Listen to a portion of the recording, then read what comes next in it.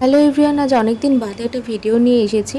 মাঝে বাবা অসুস্থ ছিল, বাবার পেছনেই সমস্ত সময়টা চলে গেছিলো, যার জন্য নতুন ভিডিও করা বা ভিডিও এডিট করার মন মানসিকতা সময় কোনোটাই আমার ছিল না।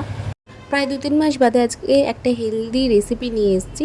রেসিপিটির ফুল ডিটেলস একটা ভিডিও যদি তোমাদের লাগে তোমরা আমাকে কমেন্টে জানিও, আমি আরেকদিন রান্নাটা করে তোমাদের জন্য একটা লং ভিডিও শেয়ার করে দেবো।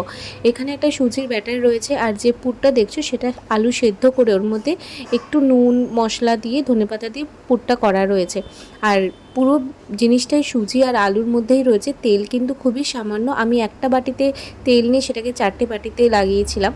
তো তোমরাও সেইভাবেই করবে, অল্প তেল দিয়ে। আর এটা পুরোটাই ভাপে করা রয়েছে। দেখো, পুরো সুজির ব্যাটারটা বাটির মধ্যে দিয়ে তার মধ্যে আলুর পুরটা দিয়ে আবার তার উপরে সুজির ব্যাটারটা দিয়ে কভার করা হয়েছে। খেতে খুবই ভালো লাগছিলো, একদম হেলদি রান্না। কেমন লাগলো সবাই আমাকে কমেন্টে জানিও, আর ভিডিওটি ভালো লাগলে